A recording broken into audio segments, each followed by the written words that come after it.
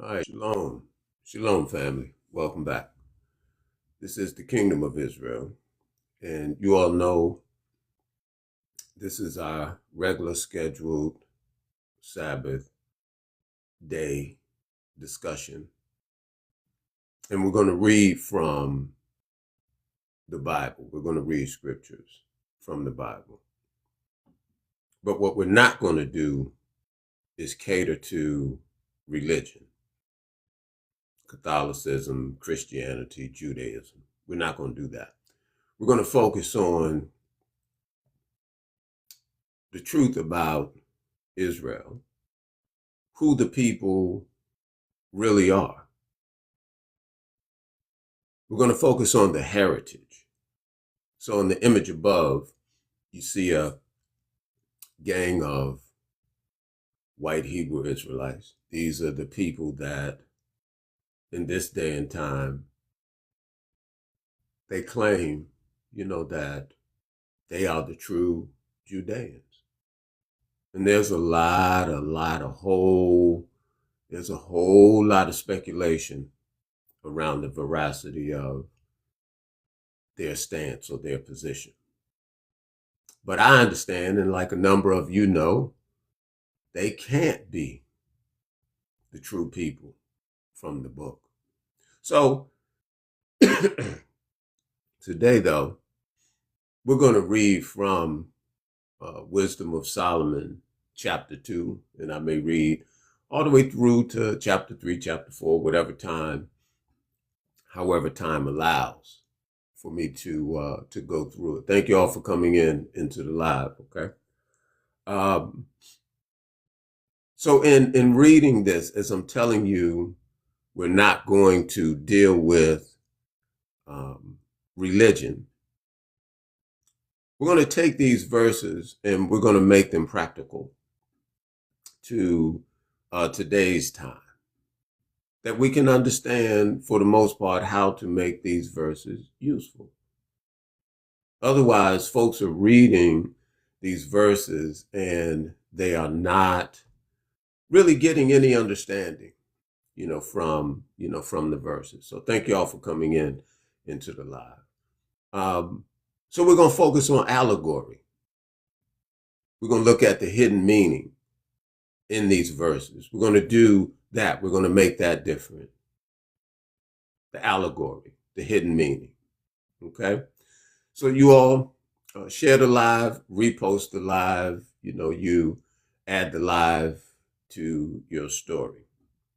You guys, you know how we do it. You tap the screen. That part doesn't cost anything. That's also how you show your support for the live. Okay? All right, so let's get into the truth about Israel. Like the real Israel. Because in the image above, you're looking at a gang of people that have taken on the role of imposters. And some folks are really upset when you point this out, but there are too many factors that go to show that these are just nothing but Europeans. That's all. They are when we talk about the truth about Israel. Okay? And they have things just so thrown off right now. A lot of confusion in the earth because of these people claiming to be the true children of God, and they are not. They've given Israel a bad name. But the real children of Israel, you all, they are still out there scattered abroad. So we're here to reach that people. Now, if you're not of that people, then you should understand this conversation is not for you, because there are different progenitors, and, just because someone has melanated skin, it does not make you of the same stock. or of the same race.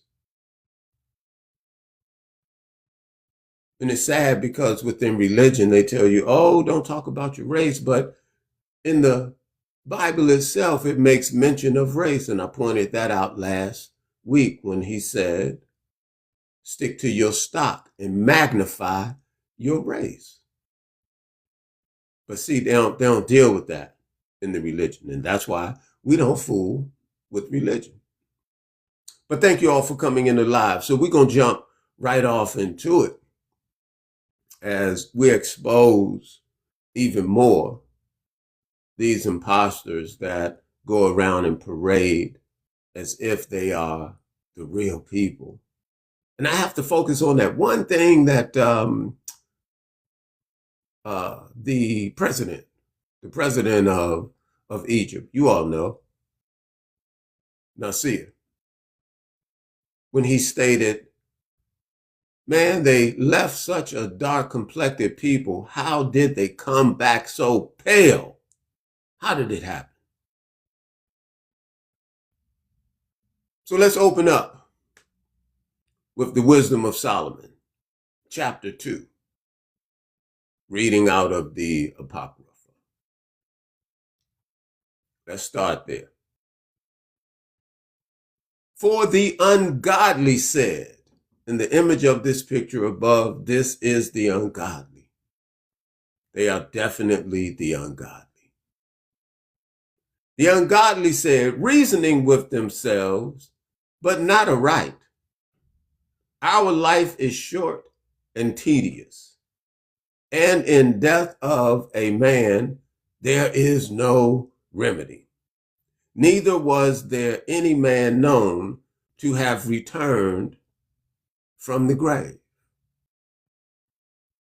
For we are born at all adventure, and we shall be hereafter as though we had never been. Because for them, there is no salvation for all of the corruption and disruption, for all of the lies and for all of the trauma that they've caused in this world. Right? It'll be as if they had never been. He says, for the breath of our nostrils is as a smoke, meaning like when you see smoke and then it dissipates. Time will not remember these criminals.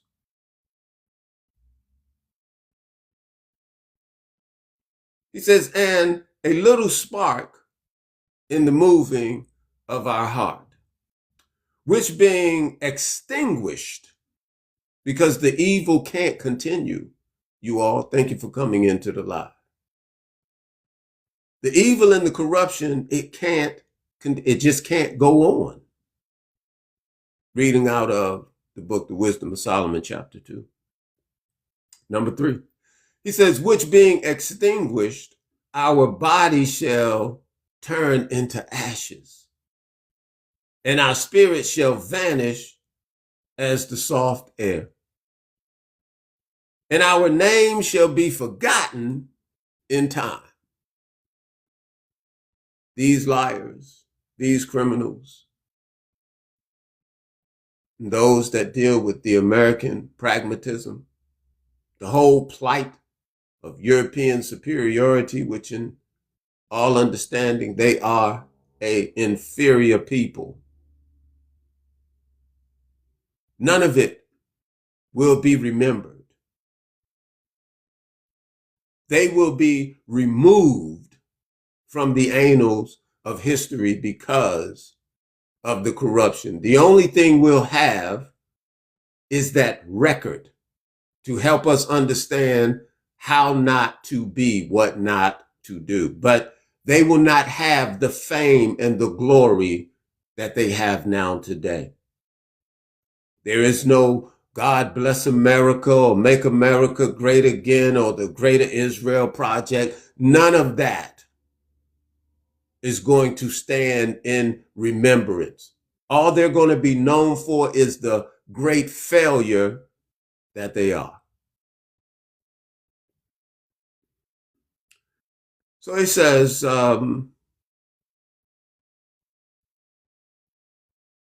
And man shall have our works. No, and no man shall have our works in remembrance. And our life shall pass away as the trace of a cloud, and shall be dispersed as a mist that is driven away with the beams of the sun, and overcome with little heat thereof. For our time is a very shadow that pass away. And after our end, there is no returning. For it is fast sealed, so that no man come again. Okay, so I have to clarify within some of this, because it sounds like one thing is being said, but this is giving the mindset of the corrupt, and the wicked, who feels like YOLO, you only live once. So within that only living once, they go about, their dastardly ways. And they teach and they tell other people these things. This is the type of information or pragmatism that they put out before the world. And they have schools of thought to where we are educated within this mindset. But y'all follow along. So he says, come on, therefore, let us enjoy the good things that are present. See, you only live once, YOLO. They're like, let us burn this thing up now, because when we're gone, that's it. There's nothing else. Because you really have to understand that if these people were truly inclined to what these words are saying, they would not live such evil lives. They would not impress such oppression upon the world. They can't believe what's written. They can't believe it.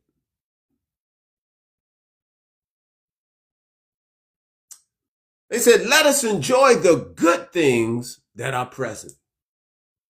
And that's how they live their life. Get it now. Because they haven't moved and or dealt with a God or a creator other than Britain or the United States. That's their God. That's their power. Their God is not the God of Abraham, Isaac, and Jacob, because they're not doing anything according to what's written.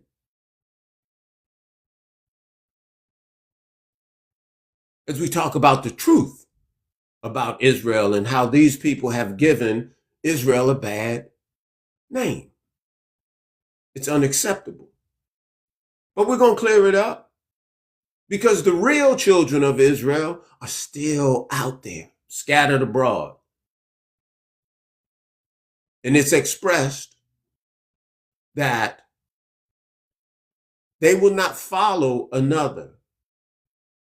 They will hear the voice of the Lord and they will follow not another. So we're going to read and have this conversation that you don't hear my words or my voice, but you hear what's written, and just allow me to make it applicable to what's happening right now today. Going into the secret meaning, the hidden meaning. Let us enjoy the good things that are present. We're talking about the wicked, their mindset. Let us speedily use the creatures like as in our youth, just being rambunctious. Let us fulfill ourselves with costly wine and ornaments, and let no flower of the spring pass by us, meaning whoredom. Just vicarious lives. And you all, this is what we see in the world. This is a real-time example of when we look at the world, how people function without care, without regard. Promiscuousness is rampant. It's everywhere. It's accepted from one nation to the next nation. And then it's hidden. If it's not out in the open, it's hidden somewhere.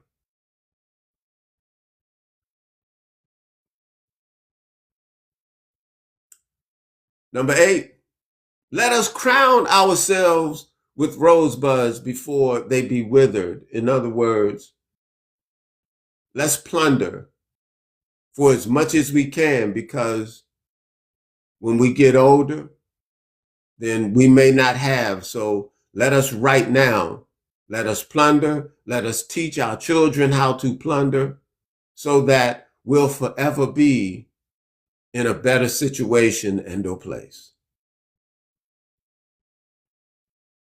He said, let none of us go without his part of our voluptuousness.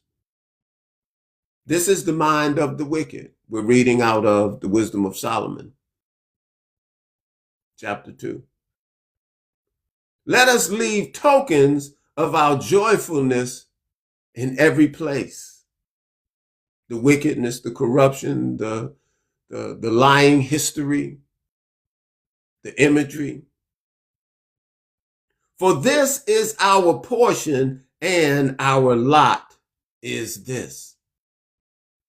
See, so they're living in this world right now with no true care for righteousness, and they're trying to get everything set up within their corruption, and they have no understanding with what they're doing. No regard for true life, no respect for uprightness. Then he says, let us oppress the poor righteous man. Is this not what they do? Oppression is their thing. Coming in to your land and taking over is their thing. They don't care about anyone other than themselves. Listen to the words that are written and how they apply to so much of what's going on today. To hell with your religion, Christianity, Catholicism, Judaism, but understand the truth within these words and the heritage of the people that's meant to live according to them. You can have your religion. Man made that. But this heritage, the Creator gave his people a heritage, not a religion, you all. I know that's hard for a number of people to hear and understand because of the indoctrination, because of the pragmatism, because we were born into this world and that's what they gave us. So it's just hard to put it down and come to understand you've been lied to. And you're grown now. So it's hard to shake off that lie because there are layers to the indoctrination. But he said his people will hear his voice and will not follow another. So I'm going to continue. He says, let us oppress the poor righteous man. Let us not spare the widow, nor reverence the ancient gray hairs of the age, you all. They don't give a damn about nobody.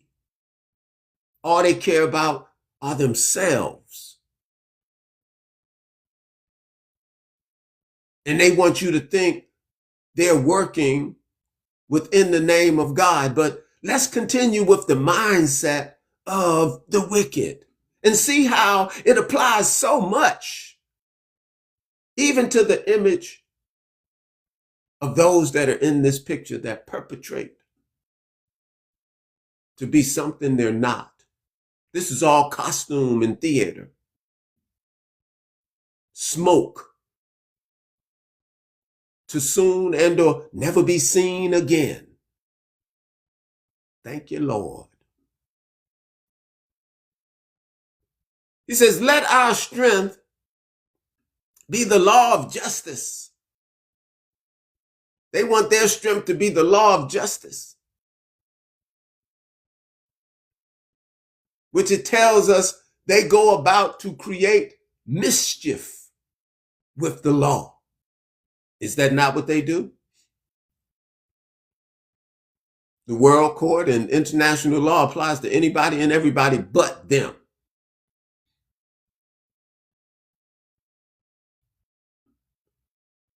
Let our strength be the law of justice.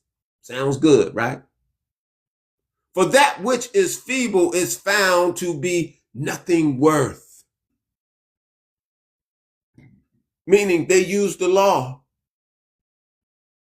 to oppress those that they don't admire or do not feel stand on their level. The same stuff they're doing right now today. This is the wisdom of Solomon. Still living and breathing and standing out in this day and time. But you can't get this comprehension from your seminary schools. You're not going to hear this in your Sunday schools. Thank you all for coming into the live. They're not going to share this with you in your church, in your cathedral, in those dastardly synagogues that they've set up to continue perpetrating the fraud. Number 12, he says, therefore let us lie in wait for the righteous. And this is what they do, is they plunder the world. And they crush the poor. Walk over the widow.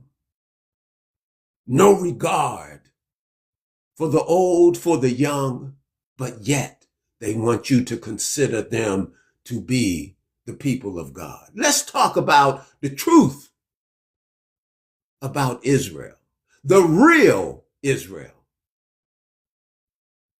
because they are a people that are still scattered abroad. They're here, but they don't look nothing like these people up here.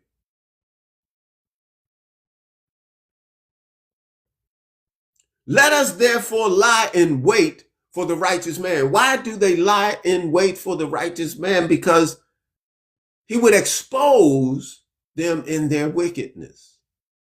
So they have to do everything they can to remedy and or move him out of the way.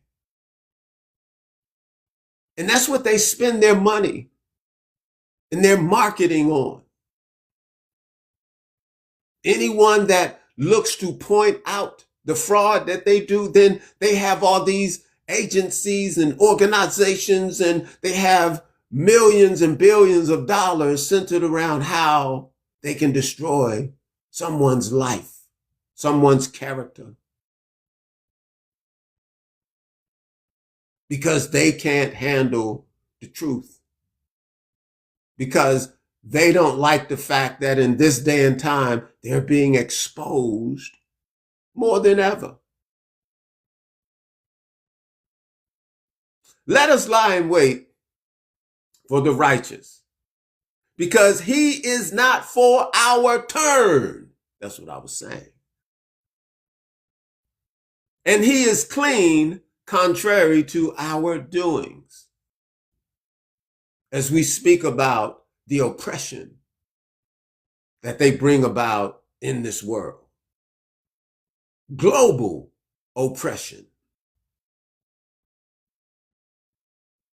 Both those of the American constituents within this administration, that administration, the American pragmatics, and the state of Israel, these are one and the same. These people are one and the same. They're all Idumeans.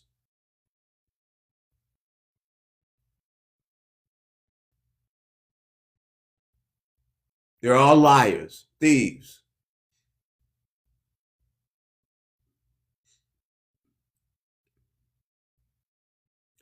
Contrary to our doings.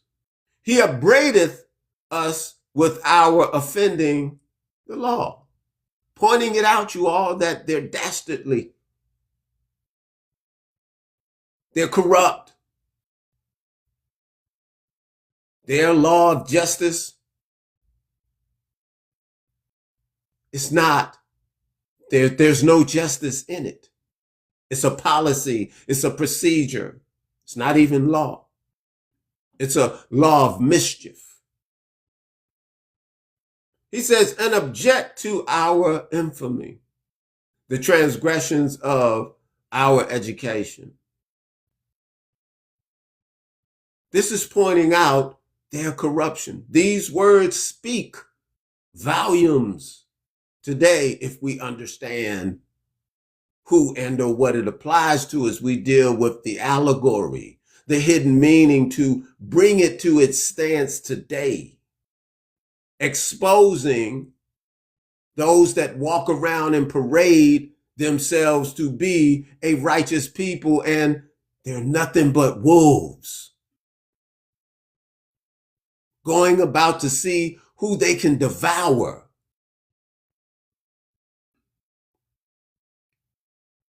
He professed to have knowledge of God, and he called himself the child of the Lord.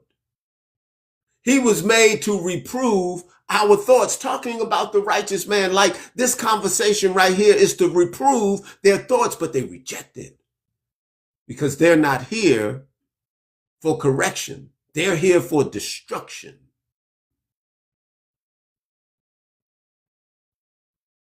He is grievous unto us, even to behold. See, this conversation right now, it vexes the hell out of their spirit as they hang in the wings on this platform in the background, measuring every word. Thank you all for coming into the live. Tap the screen. That part doesn't cost anything. That's how you show your support for the live. Share the live, repost the live. Add it to your stories. This conversation vexed their spirit. He is grievous unto us, even to behold. For his life is not like other men's. His ways are of another fashion. And this is what we're talking about. We speak to a life in righteousness. They don't know nothing about that because they live in a world of corruption and wickedness. And they've trained and or taught or indoctrinated the entire world to live within that corruption. So when you come talking about righteousness and living according to what's written, then that is a problem to them. Because now that means they would be removed from position and or power. So they hunt the steps of the righteous.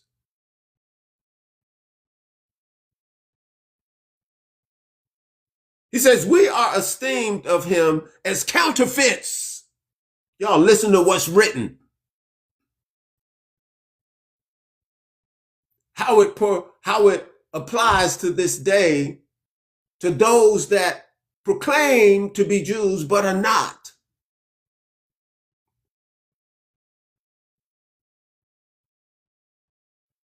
The Lord said his people will hear his voice and will not follow another. So I'm just going to continue speaking and reading. We are esteemed of him as counterfeits. He abstained from our ways as from filthiness. And this is what we're saying. Come out of her, my people, that you receive none of her plagues. The question is, are you his people? Because these words have transcended through time, that we can have this discussion today. Their ways are filth. In the eyes of truth, they are filth.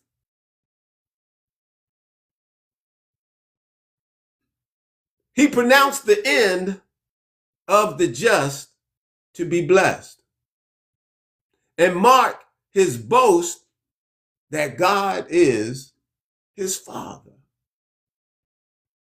As we stand to say, you're not the true people of God.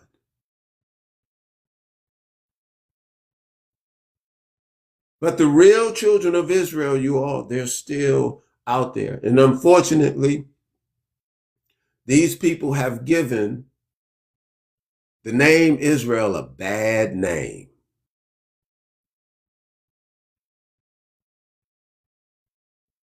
He says, let us see if his words are true. Now, this is when they hunt our steps and they start to round up the righteous, and now they want to torture you. Where's your God? This is where they tempt even what's written. Let him come save you. Now, you'll see we're God. We're this, we're that. We can do whatever we want to do. We can pay $1 million and have this done, 2 million, 1 billion, and have that done. Where's your God? Let us see if his words be true. Oh, you say you're the children of Israel, then, and you say you're the Son of God, then let us see. See, this is the same evil in mind back then to this day present. But they're a little more covert with their stuff and or the corruption today. They're a little more covert with it. So they'll pull you in a Quantico or, some other provision of incarceration where nobody can see what they're doing and nobody can report to what they're doing, and they will torture you.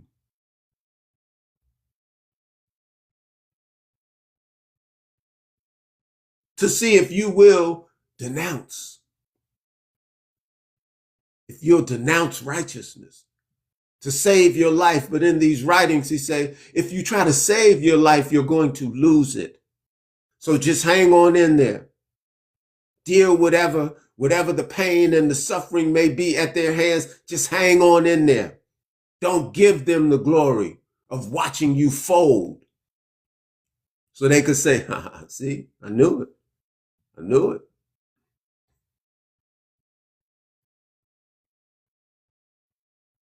Let us see if his words be true. Let us prove what shall happen in the end of him. Like, we're going to show you we're God because we're going to take your life. Let us examine him with despitefulness and torture, that we may know his meekness. See, they want to put that pressure on you to see if you're truly committed. And this is what they do to the righteous, only because they are filth and they are wicked. And the whole world know it. They can only hide so much, though.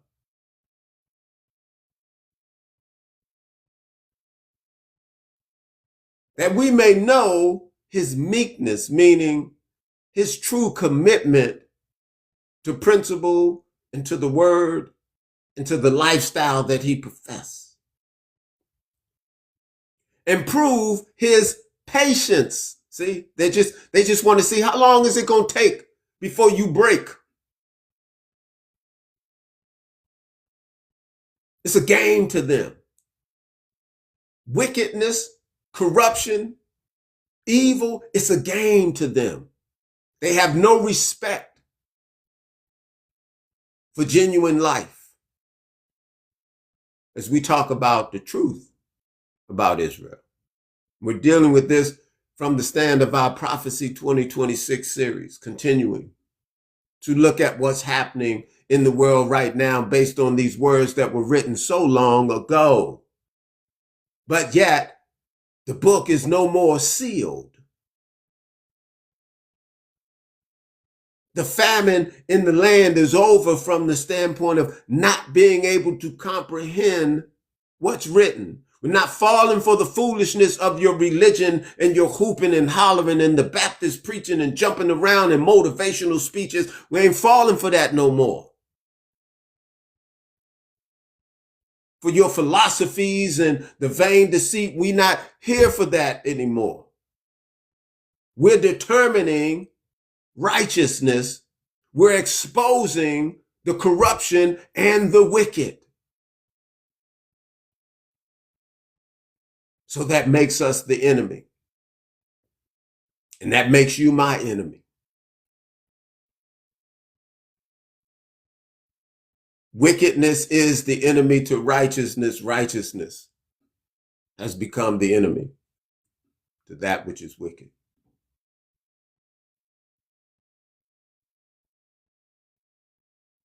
And wickedness will not survive. Unrighteousness will not survive. Unrighteousness is just death on end.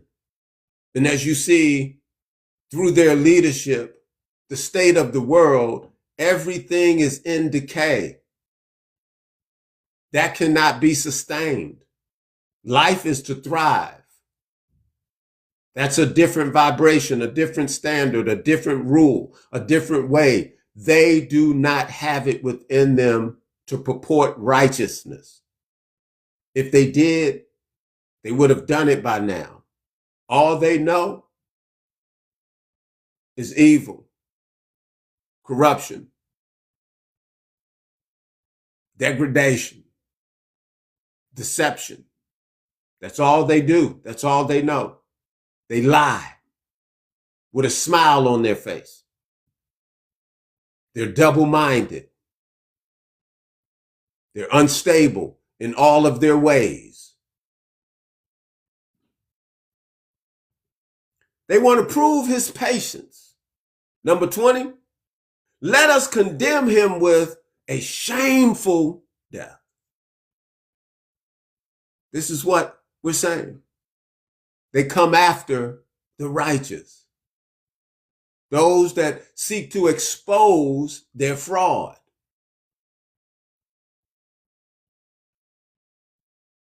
And a lot of what's happening out here, you think these things are happening to people by accident, and then they tell you, oh, this one, they took their own, life, and it's hard to understand how could it be so. This is the evil hand of which they operate, to where they have even those within the upper echelons of government and law enforcement and this, that, and the other that are doing their bidding to fix the record.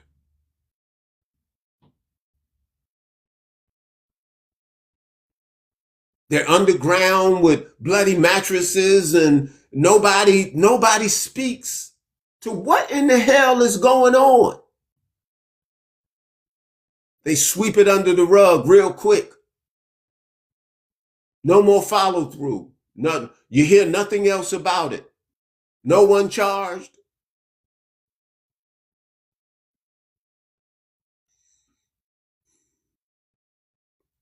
Let us condemn him with a shameful death. For by his own saying, he shall be respected.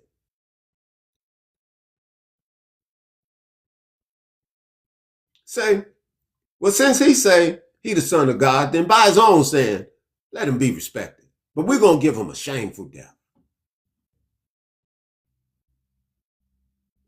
Such things they did imagine. Such things they are doing. They did imagine it. Now they're doing it. He says, and were deceived, because they think for all of what they're doing, they feel like they're winning. They really think they are winning. But they're deceived. He says, for their own wickedness have blinded them.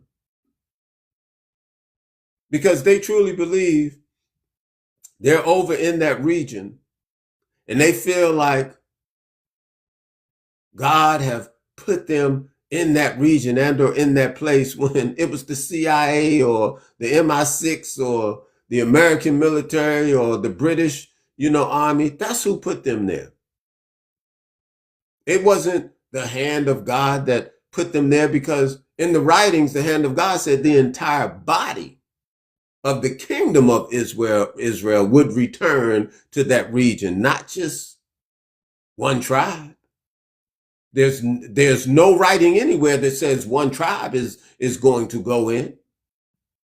So now they're wrestling and trying to make it as if, they're bringing more people in. Oh, we got black Hebrews over here too. As long as they get to rule it, they allow it. But they are not meant to rule. Not in the kingdom of Israel, they're not. Because they're filthy. Because they're corrupt.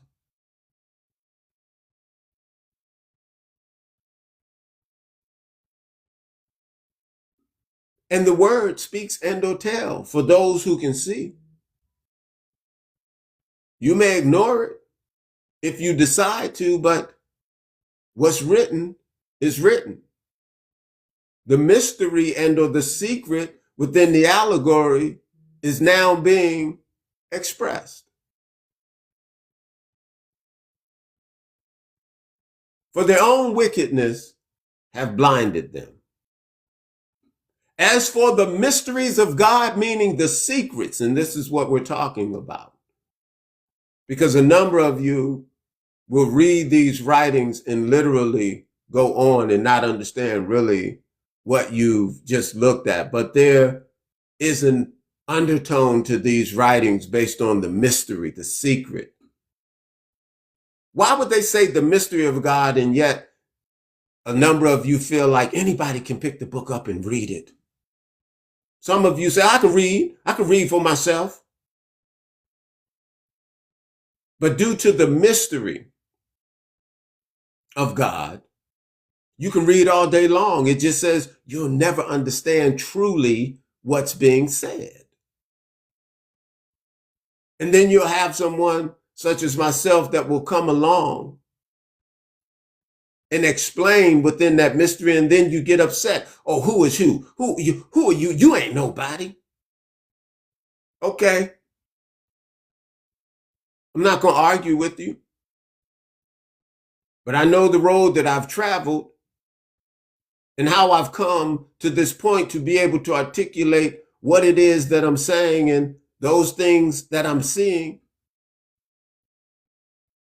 This is not something you choose for yourself. It has to be designated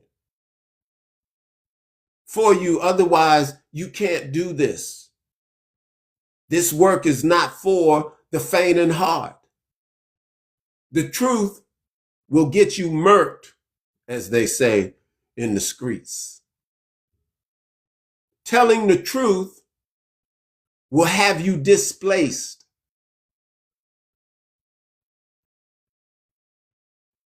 And a number of you would rather be quiet than tell the truth because you don't want to disrupt your comfort, the convenience. But we're talking about the mysteries of God. As I said, we ain't going to deal with your religion, Catholicism, Christianity, Judaism. We're not dealing with the precepts of men. We're not dealing with the traditions of men, because for a number of you, that's all you know. Their holidays, their way of life. A number of you are getting ready to celebrate 250 years of oppression. You're getting ready to help them celebrate how they've oppressed an entire world of people.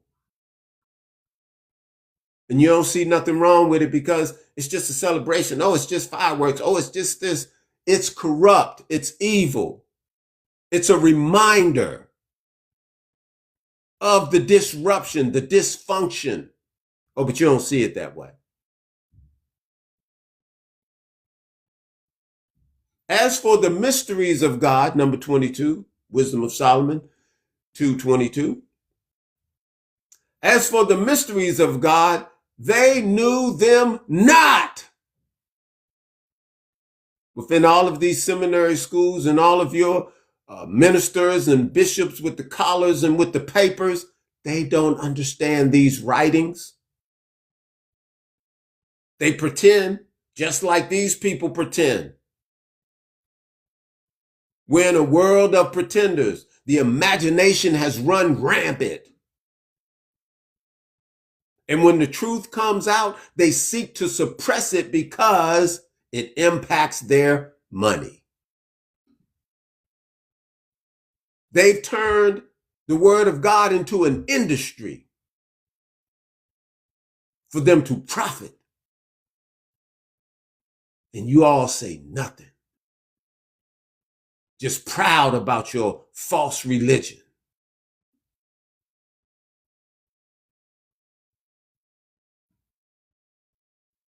As for the mysteries of God, the secret things about God that you can't get from literally reading and using their way of comprehending.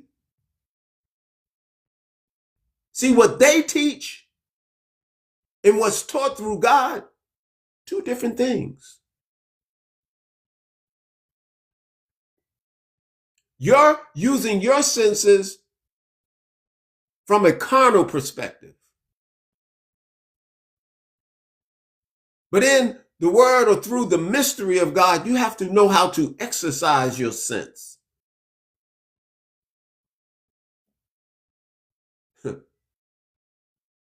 And if the Creator does not open your eyes to deal with the sense of exercising your sense, then everything you see and everything you deal with is based on the carnal knowledge that you've been given from, through, or with their institutions. The precepts of men, the precepts of men, the traditions of men. Some of you haven't come to understand or distinguish the difference, or even to know that there is a difference, because that's all you've ever known is the lie. And that's satisfying for you in this temporary time and or space. And for anyone to come and disrupt that lie, it pisses you off. As for the mysteries of God, they knew them not. And when you look to bring it out, they reject it. But this is where he said, my children will hear my voice. They will not follow another. So I'm not here to argue with you. I'm not here to debate with you. These words will be expressed, and if you are his children, you will hear them and you will not follow another. It is that law of the Lord's that's perfect, that's going to convert your soul, not me. Not looking to convert you to someone else's religion, a Christianity, a Catholicism, a Judaism. It converts your soul centered around the heritage, a way of life, a law that you live according to life. Most of you don't know nothing about that. Don't want to know nothing about that because you're satisfied within the American dream.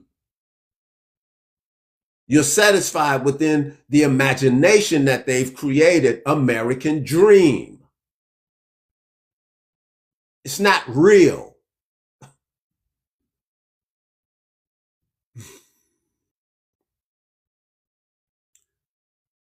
He said, as for the mysteries of God, they know them not. Neither hoped they for the wages of righteousness. You all are not hoping for the wages of righteousness if you're tapped into the world of corruption. The wages of righteousness are troubling to you, distasteful to you.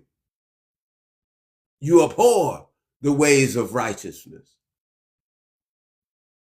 You don't hope for righteousness. You want this world to keep going. You want to make $1 million. You want to be rich. You just want to be satisfied. You just want to keep things as they are. God bless America. But God is not going to bless this wicked world.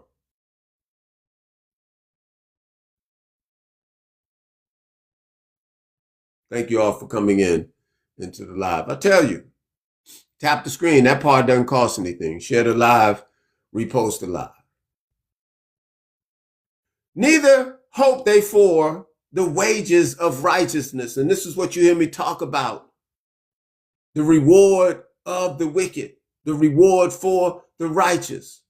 Start to scrutinize and bring yourself to understand what these differences truly are. How do you measure it? Because they don't teach this to you in your Sunday schools and in your religions. They give you a false sense of hope and continue to allow you to deal with the imagination within corruption as if it's okay. And you got time. You don't have time. It's not okay. And they won't say that to you within the halls of their religion. They said, as I've had many bishops tell me, I can't say the things that you say. I will lose the congregation. They will fire me from my seat. So for that, he's saying we have to keep lying to the people and just make it sound fly to them because that's what they want. And the people I work for, they're paying my retirement. They've turned the house and the word of the Creator into an industry. But this is what they do. They're liars. They're deceivers. In your face.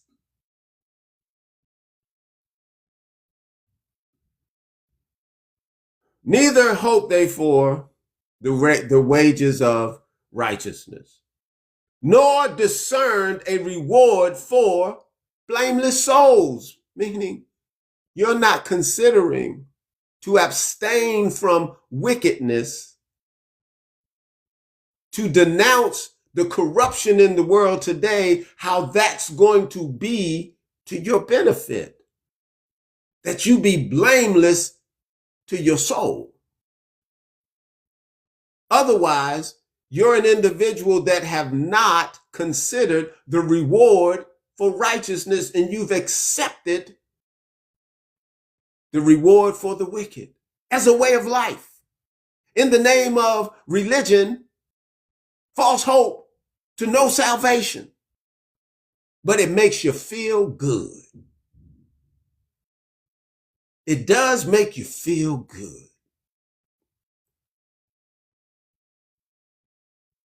He said, for God created man to be immortal. Now, wait a minute. Let's stop right there. In order for a man to be immortal, a certain type of environment has to be in place. Well, we know today man is not immortal because we're in decay every day, every hour, every second. We're in decay. But we were created to be immortal. But something happened. But we're going to return to the state of immortality, but right now we're in decay. And this is what we need to discern the difference so that we can meet the transformation to where a number of you sounds like a fairy tale. As we started out reading, it gave you the mindset of the people that when they hear this, it sounds like a fairy tale and they say, none of that is true. We need to live this life right now. YOLO, let's get it while we can get it.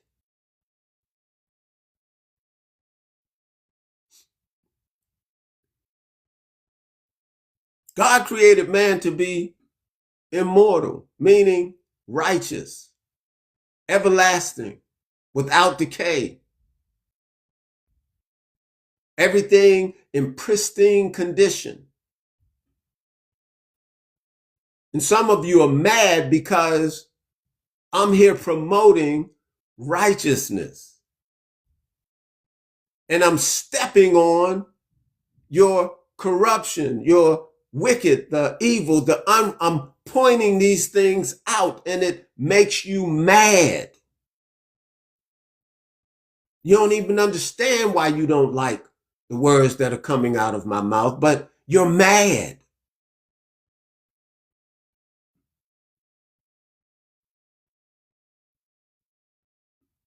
God created man to be immortal. Now, even when we deal with the God created, we'd have to deal with the sense of what sustains immortality but a standard and or a way in life.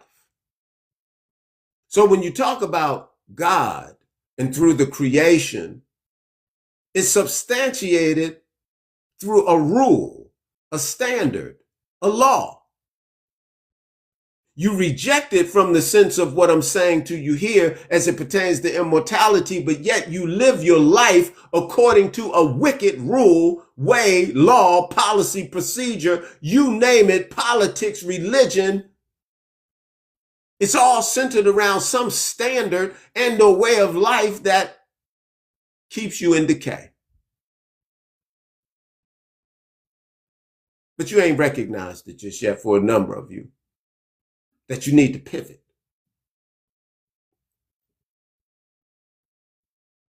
But he said his people will hear his voice and they will not follow another. So I'm just going to keep reading. He created man to be immortal and made him to be an image of his own eternity.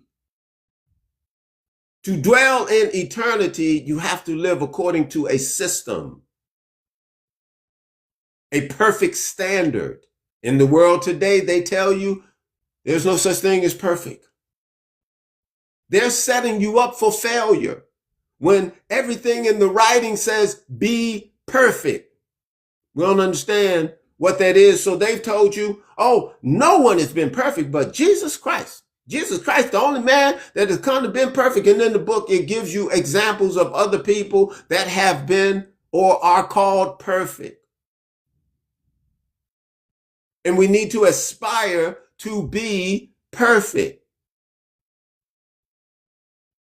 In order to do that, we have to understand what is the system that we would measure ourselves against to know what perfection is. But they hide that. Because if you strive to be perfect, then you're no longer feeding into their wickedness. A life of righteousness destroys the government of corruption and unrighteousness.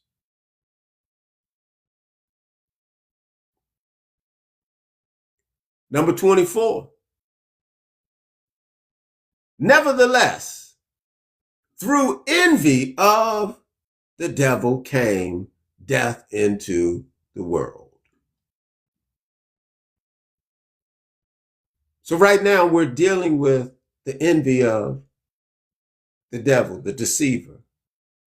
And this is why or where we have decay, destruction in the world.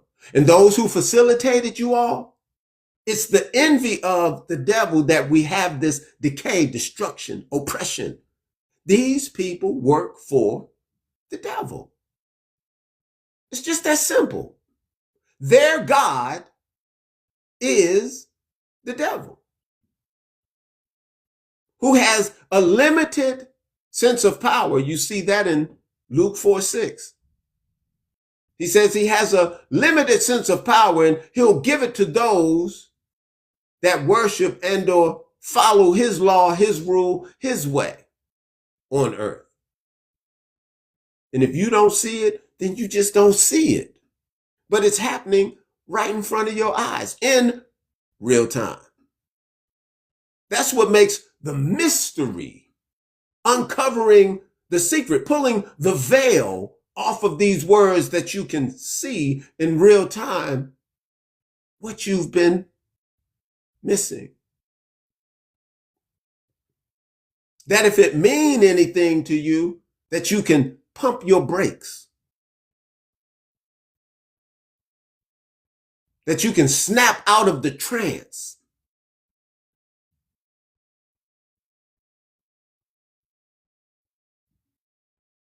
Nevertheless, through envy of the devil came death into the world. And right now, we're dealing with decay that's in the world. Who's facilitating it? It says deception of the devil is facilitating it. Oh, but when you say that, you think of someone in a red suit with horns and a long tail. No, man is that devil. Man is that perpetrator of evil, that envy against the righteous. The entire world is in decay. Death into the world. Everything is suffering. The grass is suffering. The dirt is suffering under their rule, their law, their way, their policy, their procedure. Following them will lead you to more decay. You will not reach the standard of immortality or be within the image of eternity following them, or the American standard endopragmatism. If you can't discern or distinguish the difference between righteous and unrighteous, then by default, you're standing with the unrighteous. And if you're not willing to put your mind into being able to distinguish these differences, because they don't teach and or train you to know these things within their institution, it's not profitable for them to do that. Wisdom of Solomon, we can go to chapter 3.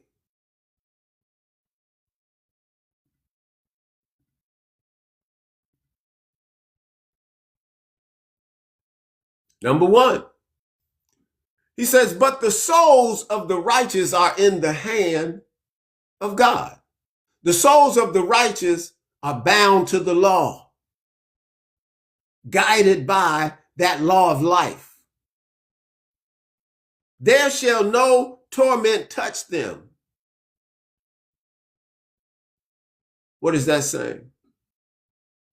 Does that say in this world of evil and corruption, that when you come to the way of righteous, that nothing is going to happen to you? No, that's not what that say, because we were just told in the world of the wicked, when they see the righteous man, they're going to torture him.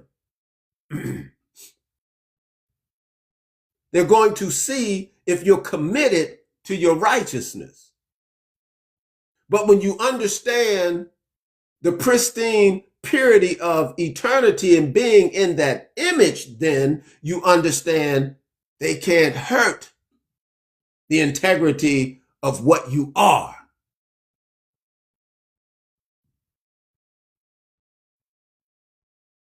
But the soul of the righteous are in the hand of God, and there shall no torment touch them. They can't reach the point of our integrity to spoil our immortality. See, this flesh right now, you all, it's temporary anyway. Why are you trying to hold on to it like that? There's a regeneration that's going to take place, that has been taking place, that is taking place. And if you stand within the integrity of righteousness, then you'll be rewarded with righteousness, with eternity. For some, this sounds like a fairy tale, and they like, man, I'm not trying to hear that. I need to get it right now. We just read Wisdom of Solomon #2, and it explained that mindset, that people, that body of people, that mindset that is out there. But they've programmed people to function in that manner, in that way. Number 2, he says, in the sight of the unwise, they seem to die. When you see something happen to this body, in the sight of the unwise, they seem to die. Now, we're speaking about the righteous that will stand on integrity. For example, when they say, oh, he say he the son of God, then let us get him. Let us torture him. And let us see if he going to hang on to what he's saying, or if he's going to denounce, his God, and he's going to take all of that back just so that he can live another day.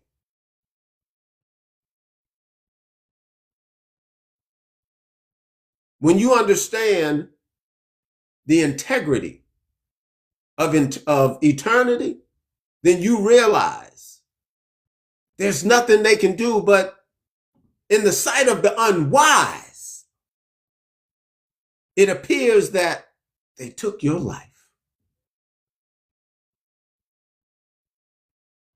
But to the integrity of eternity, they never touched your soul.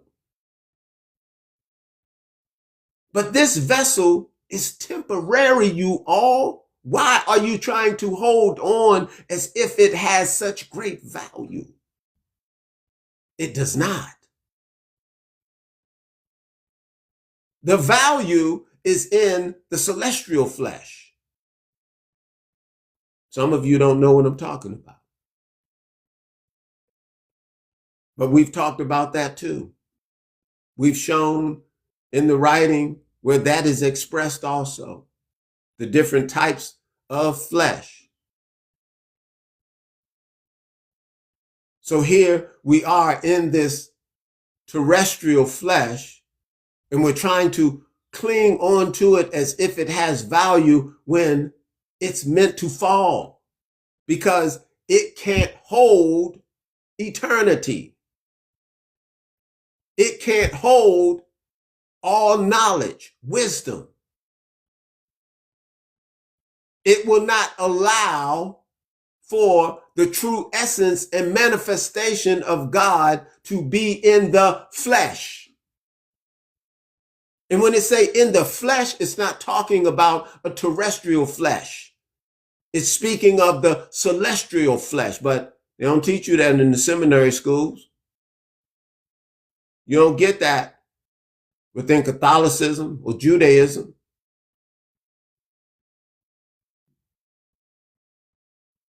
They have your mind trapped into trying to hang on to this decaying body.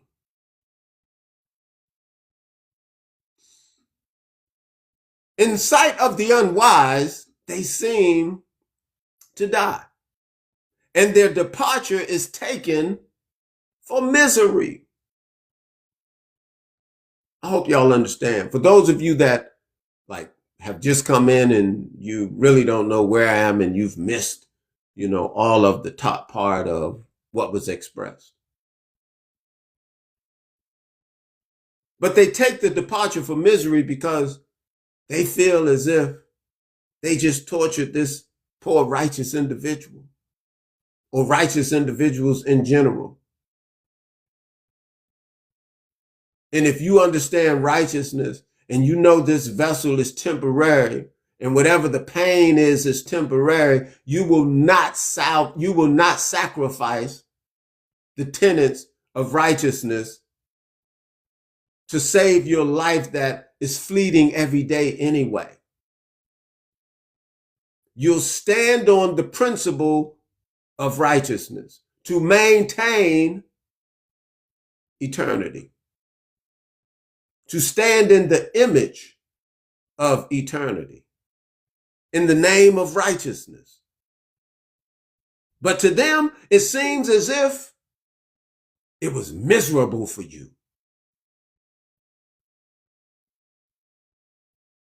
They take the departure for misery and for their going from us to be utter destruction.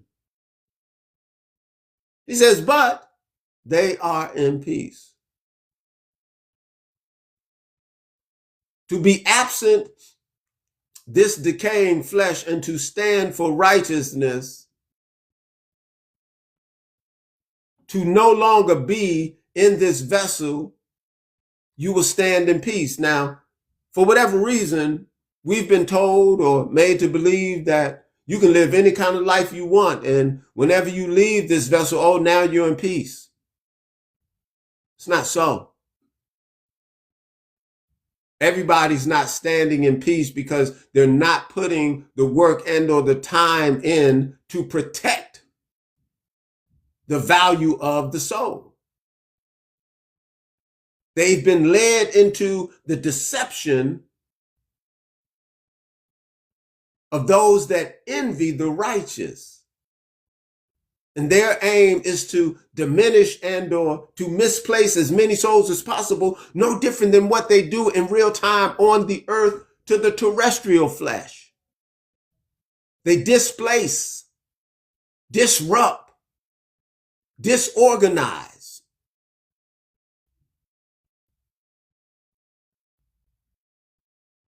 They don't mean anyone to have any value and or standing within true righteousness. As we talk about the truth about Israel, and we come to understand those who are perpetrating the fraud in the name of Israel, who have given Israel and the children of Israel a bad name.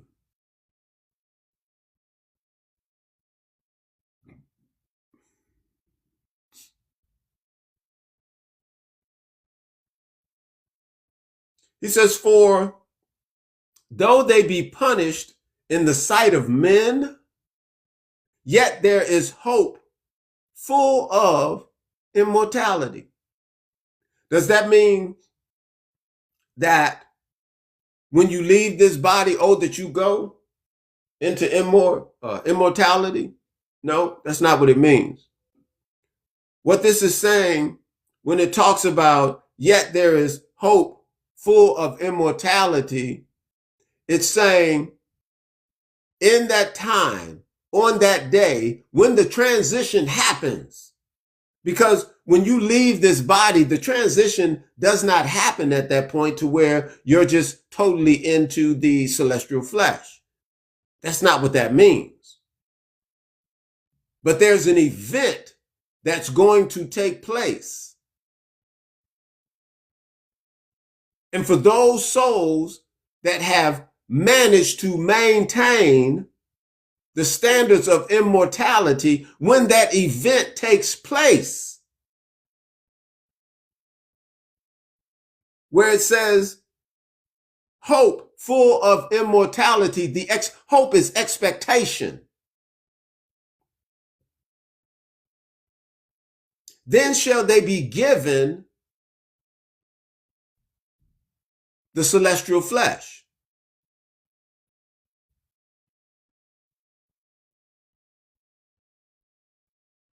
And having been a little chastised. See, in this time, in this life, to be within the righteous, you're being chastised. Because the world is in the hand of the wicked. Job 9:24 tells us. So for the world to be in the hand of the wicked, you all, they do not smile with peace upon those that want to do righteous. They punish them. And for a number of you, you can't take it. You don't want to feel no discomfort. You're in the position and no place within this world that it should be easy street for you. And that if you believe in God, then everything should go right for you.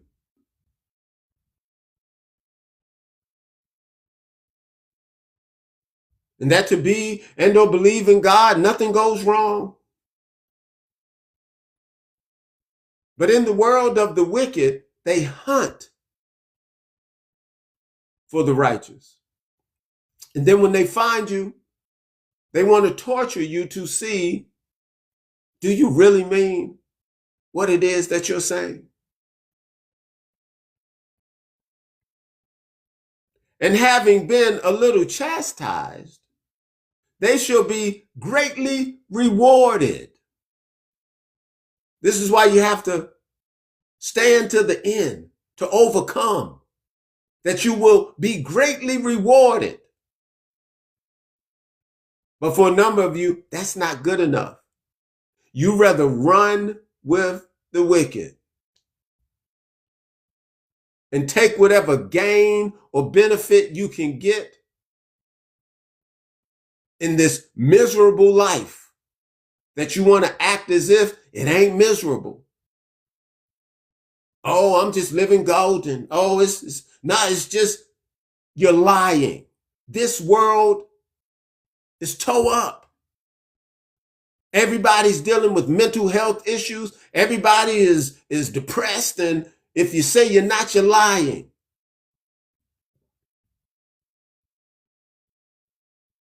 You go from being manic to being depressed. I mean, we're all affected by it.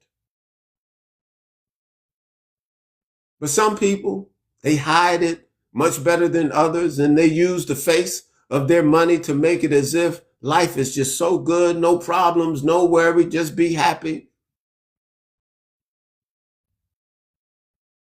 It's insane to think that you don't worry and you're happy in a life full of evil, surrounded by evil, the world being ran by that evil. It distresses the soul. But the remedy, to know that you're chastised a little, that you'll have the reward, to be in position and place to receive the celestial flesh during the click of the event. A carnal mind can't understand what's being expressed as we're dealing within the secret and or the mystery of what's said and what's written, what's to come and who it is for.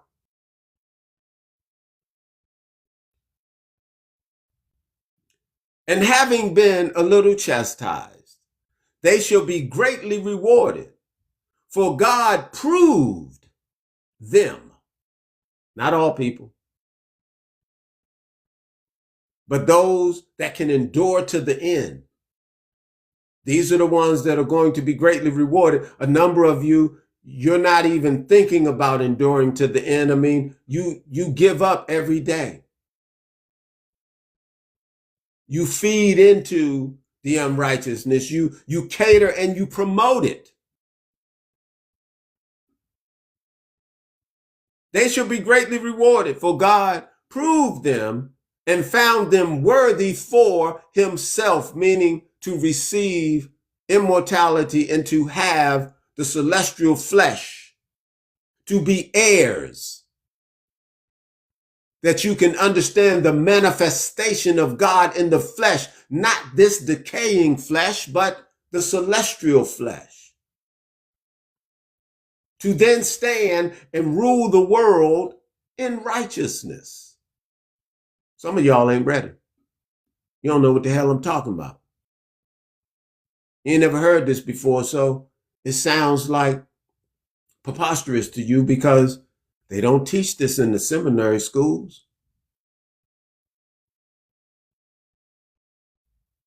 It's not a part of your religious curriculum. It doesn't align with the world's educational system.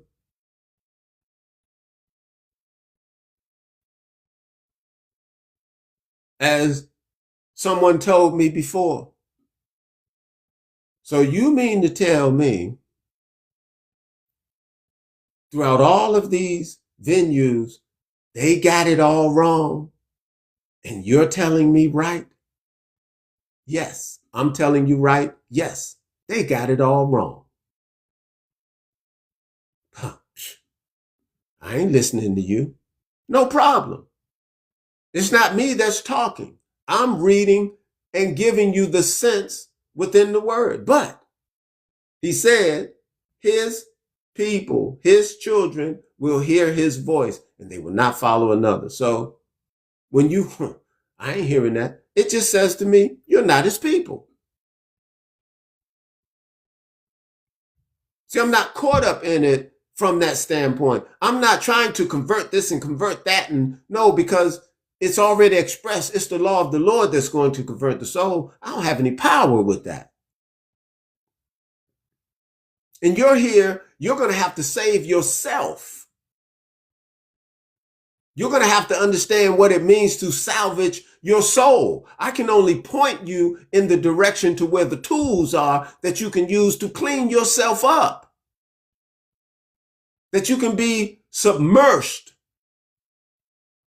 within the water of righteousness, that you can clean yourself up through this word, through following or knowing what the precept is, know what the measure is, what that standard is. Because right now, the standards that you're living by, they're destroying you.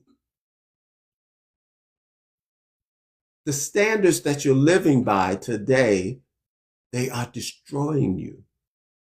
You need to trade your standards in for a higher set of standards.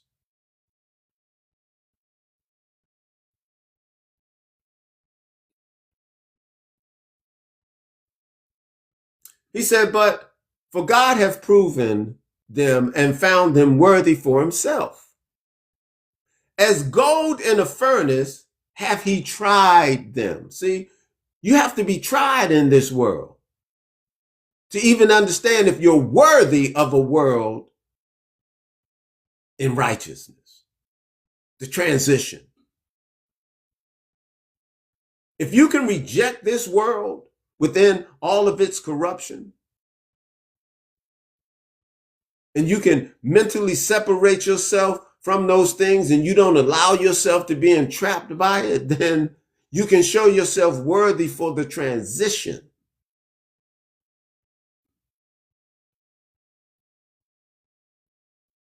As gold in the furnace hath he tried them and received them as a burnt offering. He says, and in the time of their visitation, they shall shine. In the time of the visitation is where that event takes place and we receive the celestial flesh. At that point, we shine. At that point, we embody all knowledge. At that point, it's the manifestation of God in the flesh. All y'all running around now talking about you God this and you God that and king and all this other stuff. Y'all just talking in vain. You're not a God. You're not a king. But it sounds good though. It helps to inflate the ego. But to be that king, to be that God, there's a work that has to be done. And you can't make it up as you feel in your head. You have to subject yourself to the standard. You have to know the rule. But you don't want to know the rule.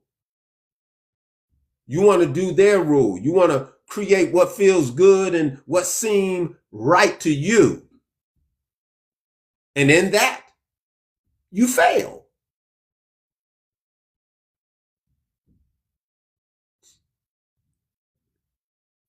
And in the time of their visitation, they shall shine and run to and fro like sparks among the stubble. They shall judge the nations. This is where I'm talking about that world of righteousness. See, now we're leaving out of that world of decay and corruption, and we're moving into the state of immortality. And how right now we're living in a world that we're being judged by the corruption and the evil. But during the time of that event, the world will then be ruled by a standard of righteousness, no more oppression. This is what's inevitable. This is what's coming. This is what's before us right now. Oh, but don't wait for their experts and professionals to tell it to you, because your soul is not to their interest. Salvaging your soul is not to their benefit. It's their aim to move and or take as many of you with them as possible. So they keep you distracted by the new this and the new that. And every time you turn around, it's something new.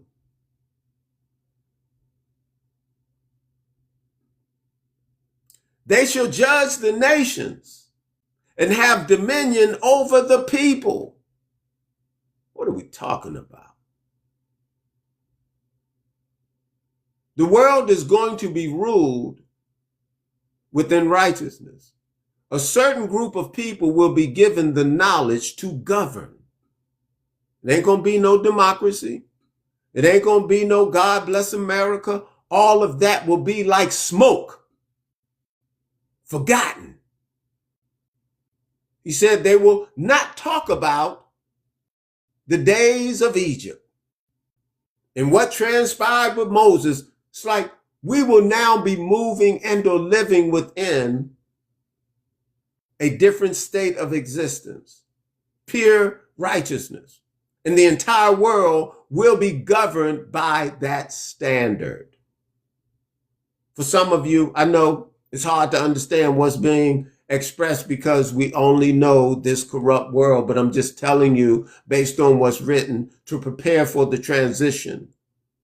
If you don't prepare for the transition, then you're just going to receive the reward of the wicked. But here, it tells you some folks made it, a lot of folks didn't make it. And for those that did make it, they were still governed by the rule of righteousness. There will be a different type of people in the earth. I know it's hard to perceive because where are they talking about this? Which of their institutions are they willing to expound on this for you? And this is why it's the mystery. And for only those that are in tune to hear it and understand it, man, we have to keep it moving. If you get it, you get it. If you don't, it's not meant for you. Thank you all for coming into the live. They shall judge the nations and have dominion over the people. So there's some people that are not elect, that are not chosen, that are not in the image of eternity. These people will be judged, will be ruled, dominion over the earth. These are the people that will be taught the standards.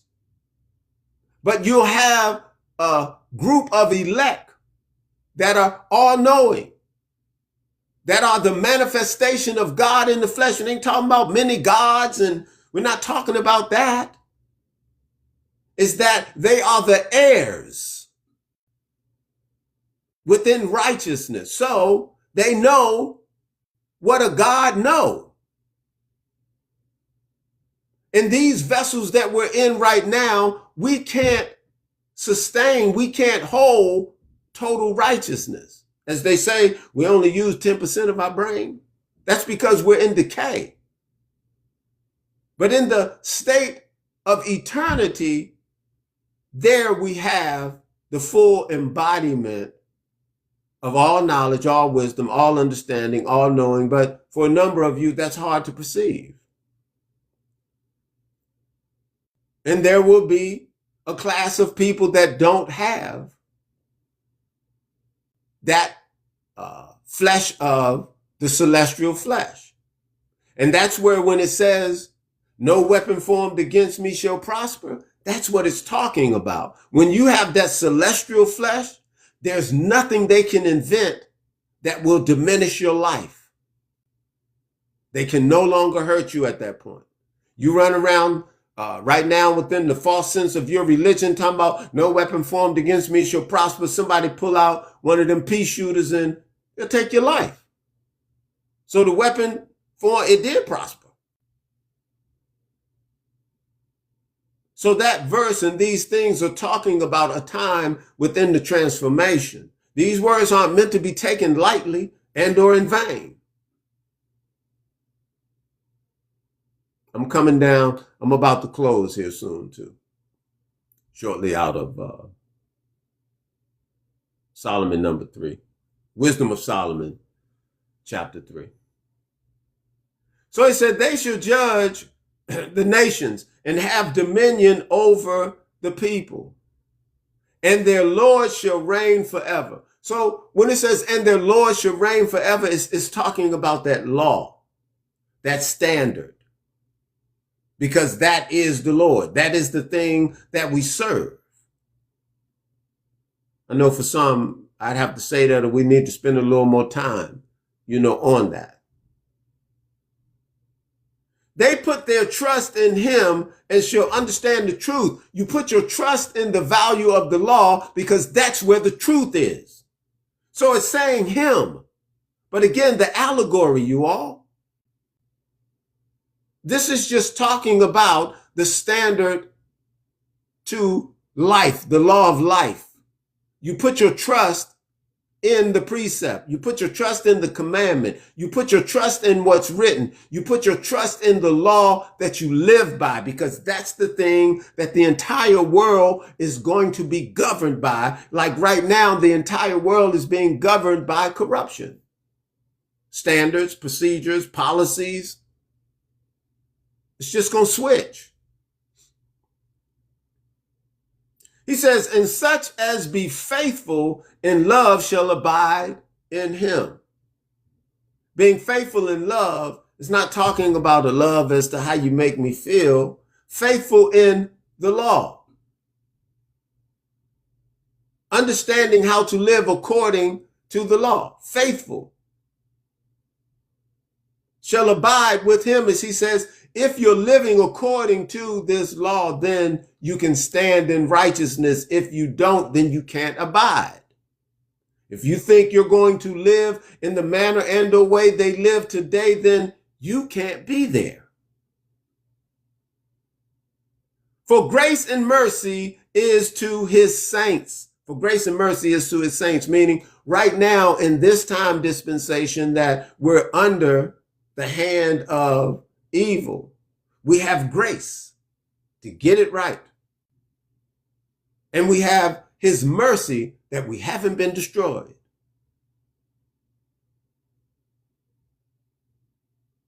For grace and mercy is to his saints. And he have care for his elect. He's told, and it's written, We can't choose him.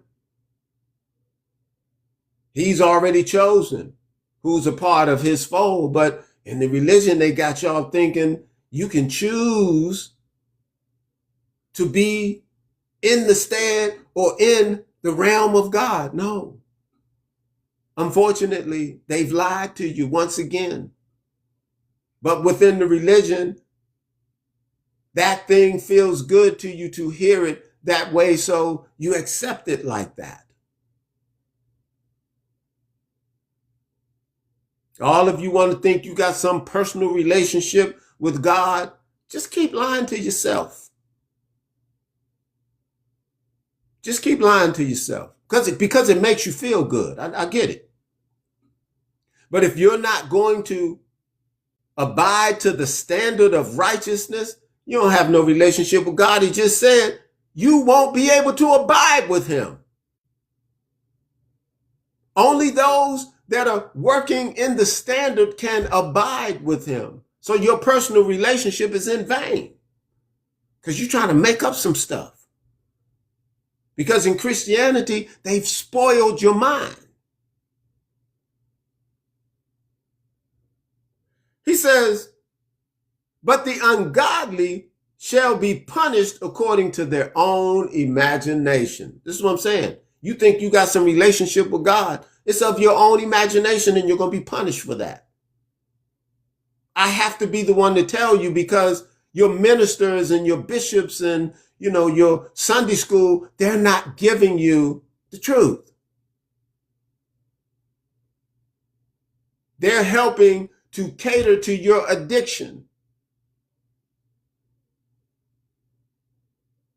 keeping you hooked on corruption, lies, and deceit. You're going to be punished according to your own imagination, which have neglected the righteous and forsaken the Lord. Allegory again.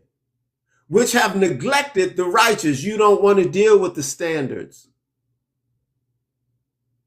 And forsaken the Lord. You don't want to hear about living according to no law. But again, you subject yourself to their standards, their laws. You find it to be conducive in your life. But when we talk about subjecting yourself to righteousness, you say, oh no, I ain't got to do that. All I need to do is believe in Jesus. I'm covered in the blood of Jesus. I'm good. Those are the lies. That's the failed concept within religion or dealing with the traditions of men. They've lied to you. Oh, it hurts my heart to have to tell you and to watch for some of you turn away, even as they turned away back then when they realized the truth was too much to bear. Red pill, blue pill.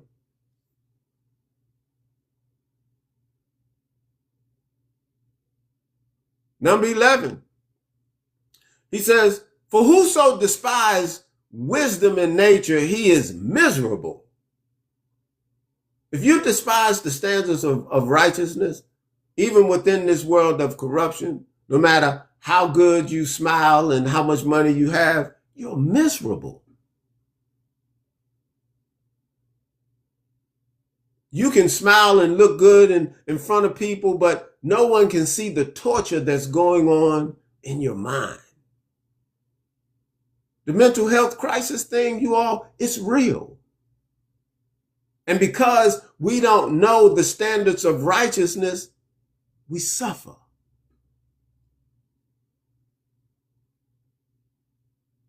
He is miserable, and their hope is vain.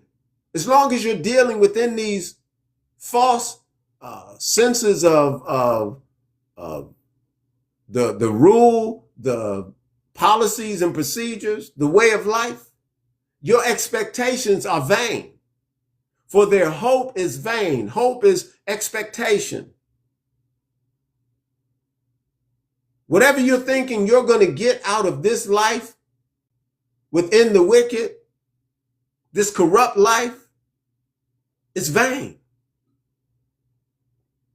Their labors unfruitful and their works unprofitable, meaning you're not going to see a salvation. You're going to receive the reward of the wicked and perish.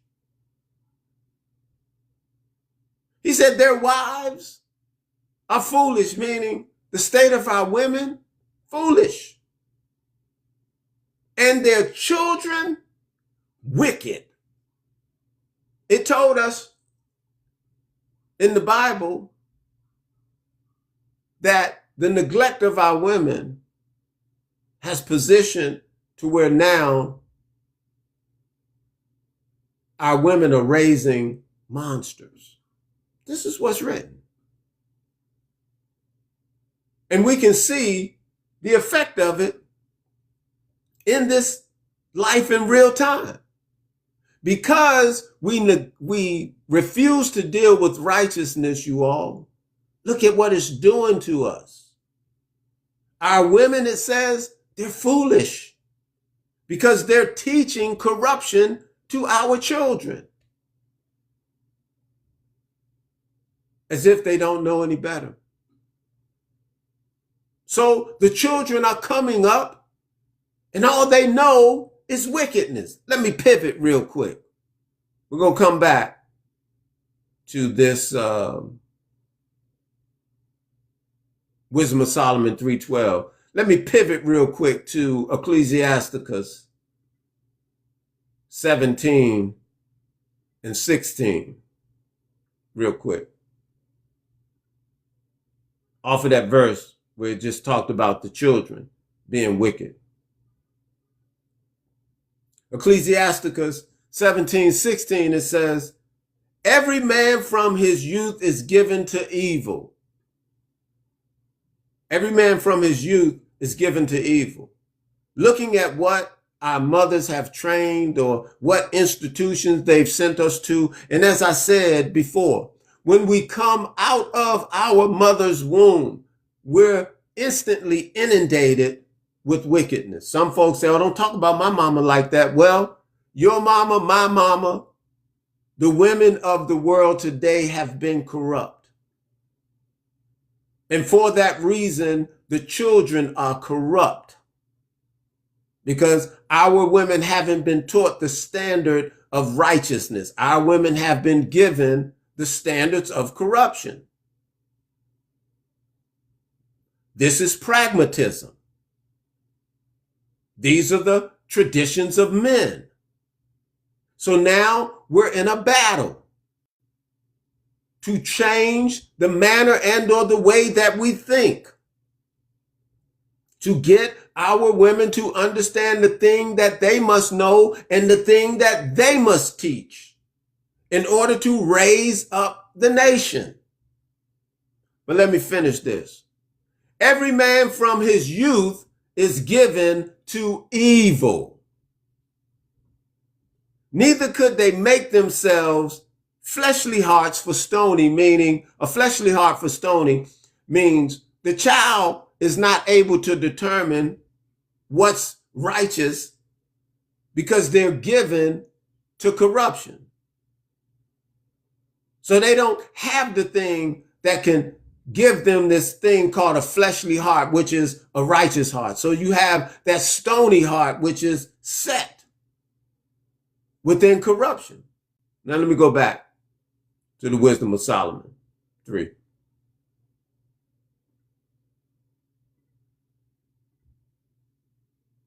And 12.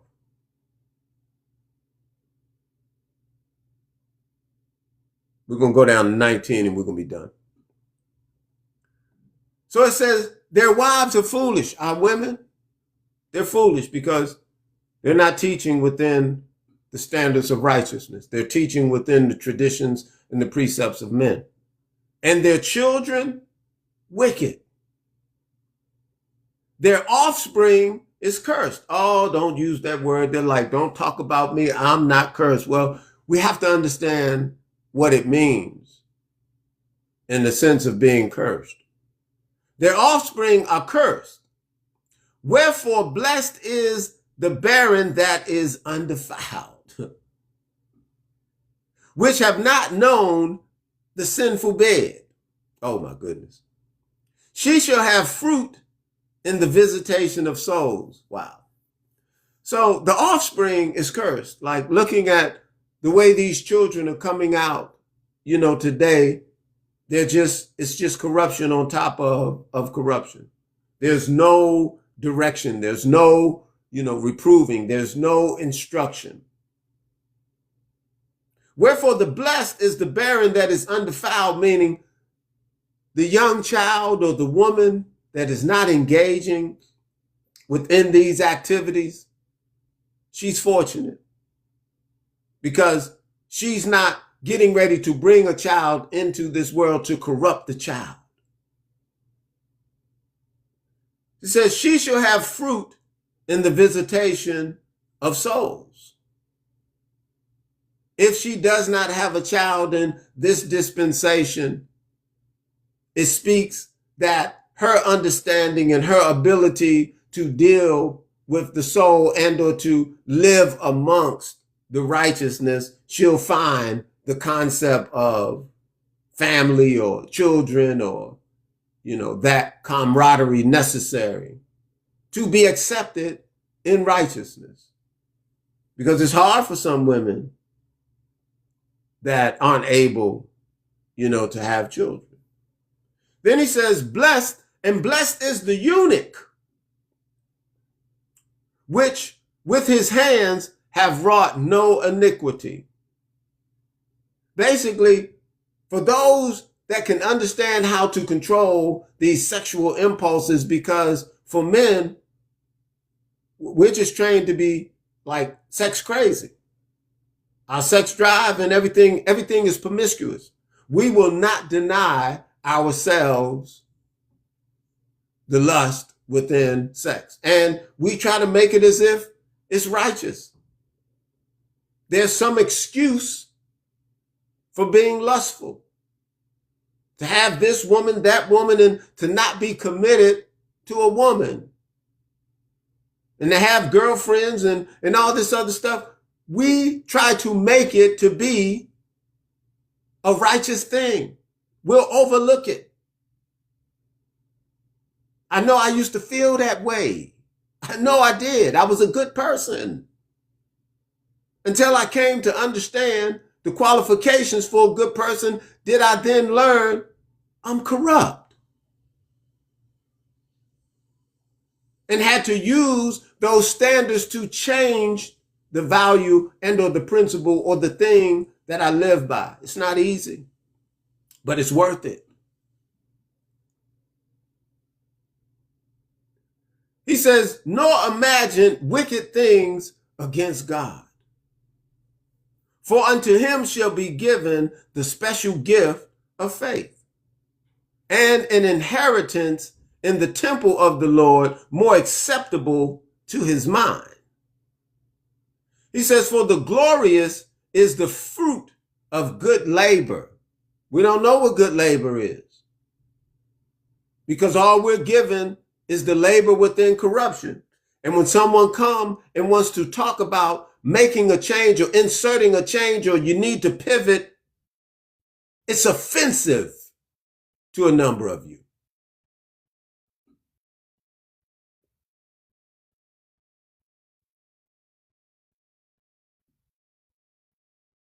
For the glorious is the fruit of good labor, and the fruit of wisdom shall never fall away. When you stand within righteousness, that's eternity. It'll never fall away. As for the children of adulterers, they shall not come to their perfection. As I said before, we're told to strive for perfection. But the children of the adulterers,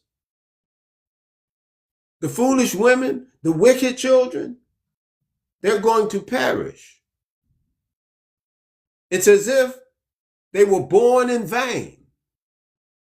As he say, let the multitude perish, which were born in vain. And again, they don't teach this in your seminary schools, but it's written.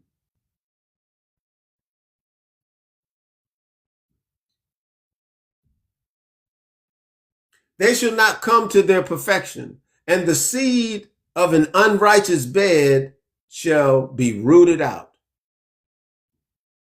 Last 3 verses. For though they live long, talking about this 50, 60, 70, 80 years, though they live long, yet shall they be nothing regarded, like none of what you do will be remembered. It will not be sustained. And their last age shall be without honor. Again, it's as if you were born in vain. He says, or if they die quickly, they have no hope. Like you have no expectation as to what happens or where you go or what you do. I mean, your mind is just confused because you didn't set your sights on the principles of righteousness. Neither comfort in the day of trial. The day of the judgment, like you don't think you're going to have to answer for your corruption? Don't be fooled. No one's going to come up out of this unscathed. We're all going to answer, but for some of us, there will be salvation. He says, for horrible, and this is the last verse, for horrible is the end of the unrighteous generation. Y'all, that's the wisdom of Solomon. A chapter 2 and a chapter 3. With a reference from Ecclesiasticus 17 and 16. As we look at the truth about Israel, the real Israel, because the children of Israel are still out there. And the people within this image, they're not the people of God. These people are in costume.